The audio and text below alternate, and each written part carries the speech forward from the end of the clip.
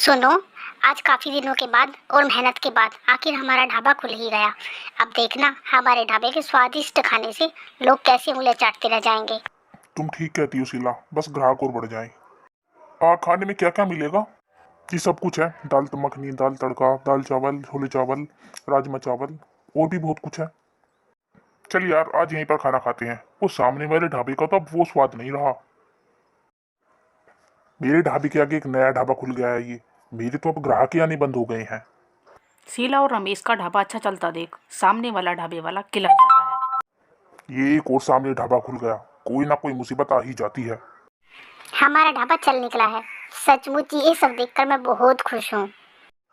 अगर ऐसे ही हमारा ढाबा चलता रहा तो वो दिन दूर नहीं जब एक बड़ा होटल खोलेंगे। उस गांव में ठाकुर विक्रांत सिंह का राज चलता था। ठाकुर विक्रांत सिंह के लोग आए दिन बाजार में जाकर वहां के दुकानदारों को डराते थे और उन्हें परेशान करते थे। एक दिन ठाकुर विक्रांत सिंह के लोग बाजार में घूम रहे थे, तभी उनकी नज़र शीला और रमेश की दुकान पर पड़ती है। ओहो, गांव में नया ढाबा खुल गया है। चल इस ढाबे पर चलते हैं, आज दावत उड़ाते हैं। ये ढाबे वाली तो खुद ही मखनीदार लग रही है, तो इसके हाथों का स्वाद कितना अच्छा होगा। जी बताइए, क्या चाहिए आपको? ऑर्डर बताइए अपना। अरे तू सामने से हट, कड़वे करेले, उस मीठी खीर को हमारे पास भेज। तमीज से बात कर, वो मेरी पत्नी है। तू मुझे तमीज सिखाएगा? तेरी तो। देखो, यहाँ तुम्हारी गुंडागर्दी नहीं चलेगी। यहाँ से चले जाओ वरना मैं अभी पुलिस को बुलाऊंगी। चल, तू कहती है तो चले जाते हैं, लेकिन याद रखना हम फिर आएंगे दोबारा से। ठाकुर विक्रांत सिंह के लोग ये बोलकर चले जाते हैं। सामने वाला पड़ोसी ढाबे वाला देख रहा था। ये ठाकुर विक्रांत सिंह के लोग भी खुद को क्या समझते हैं। और ठाकुर विक्रांत सिंह के दिल में औरतों के लिए तो कोई भी इज्जत नहीं है। अरे तुम जानती नहीं हो, ठाकुर विक्रांत बहुत गिरा हुआ इंसान है। उसके दिल में जरा सी भी रहने वाली बात नहीं है। गांव वाले डरते हैं उससे। इन दोनों को यहाँ से भगाने का तरीका मिल गया है। हाँ, मतलब तू चाहता है कि तेरे सामने वाला ढाबा हमें हटवा दूं। इसमें मुझे क्या मिलेगा भाई?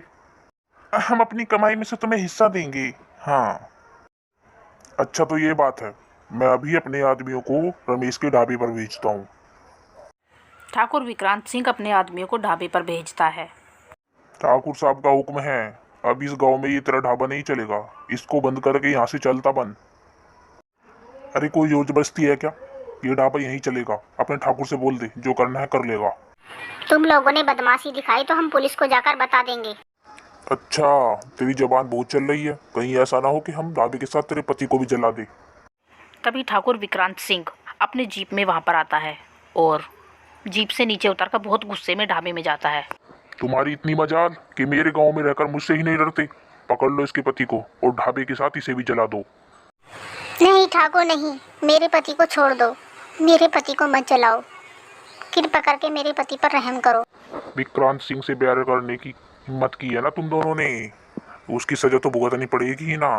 अरे तुम क्या देख रहे हो? जला दो इसके ढाबे को। इसका पति और इसका ढाबा दोनों जल जाने चाहिए। नहीं नहीं, मेरे पति को छोड़ दो। मेरे पति को मत जलाओ। अरे कोई बचाओ मेरे पति को। अरे कोई बचाओ मुझे, मैं जल रहा हूँ। ठाकुर याद रखना, जैसे तूने आज मेरे पति को जलाया है ना, ऐसे ही एक दिन तू भी जलेगा।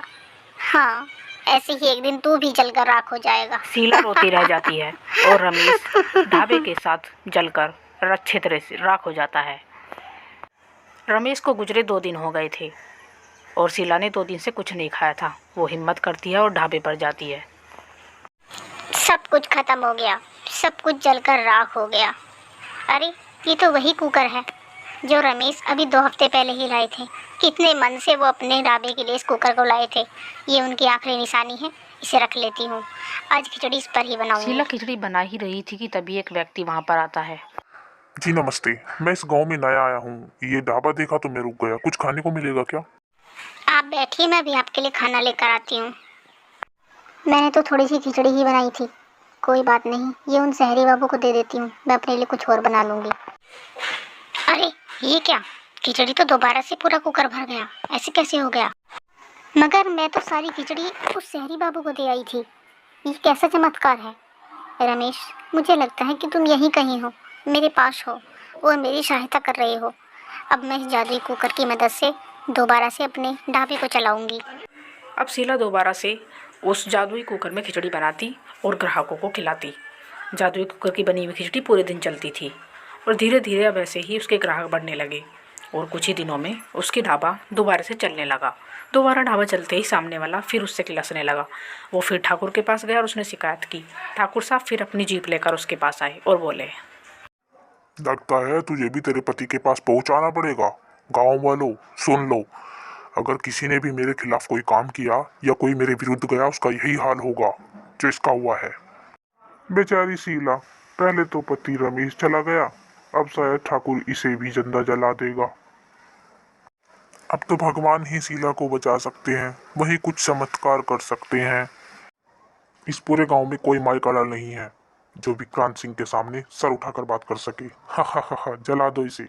विक्रांत सिंह के आदमी शीला को जलाने ही जा रहे थे कि अचानक गोलियों की बौछार से वो घबरा जाते हैं। खबरदार, जो किसी ने भी भागने की कोशिश की। शहरी बाबू, आप पुलिस इंस्पेक्टर, इन सबको मत छोड़िएगा। इस विक्रांत सिंह ने ही मेरे पति को जिंदा जला दिया था। विक्रांत सिंह पुलिस से बचने के लिए शीला के ढाबे में अंदर चला जाता है। वहाँ पर जो कुकर रखा होता है वो फट जाता है और विक्रांत सिंह वहीं जलकर बुरी मौत मर जाता है। ऐसा लग रहा था मानो रमेश ने अपनी मौत का बदला विक्रांत सिंह से जलाकर ही ले लिया हो। और दूसरी तरफ पुलिस वाला, जो कि शीला को एक हमदर्द के रूप में मिला था, वो शीला की बहुत मदद करता है और शीला का दोबारा से ढाबा शुरू करवा देता है और उसके ग्राहक भी बढ़ जाते हैं।